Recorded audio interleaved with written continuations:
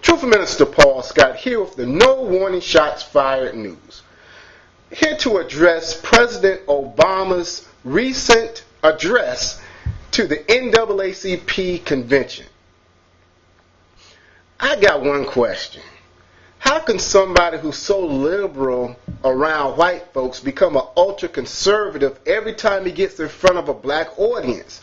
It's like night and day. When you're in front of white folks, you're liberal. When you're in front of black folks, you're ultra-conservative. And I am going to give him credit. He gave a good shout out and about how, discrimination and prejudiceness. However, we got to be real about this.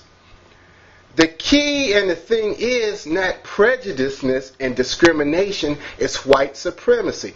I couldn't care less if Rush Limbaugh liked me. I couldn't care less if Sean Hannity and the rest of them like me. It's not about whether they like me or not. It's about the power they possess.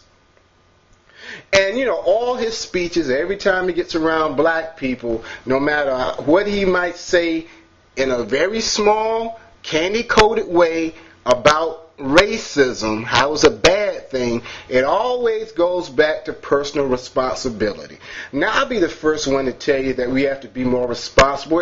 Everybody should be more responsible. But don't just talk a little bit about white supremacy and racism and economic equality and a whole lot about how black folks need to start acting better, dressing better, getting more education. Because that speech he gave about the young people getting the education, that was brilliant.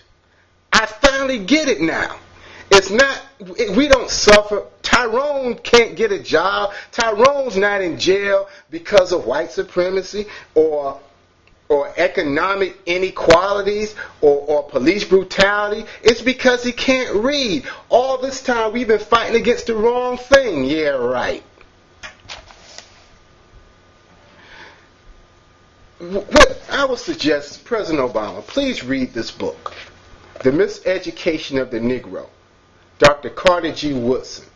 See, it's not necessarily, it's the educational system why we're in this condition in the first place, or the miseducational system, because we have been miseducated. And those black folks like yourself who have made it have done it not because of the educational system, but in spite of the educational system.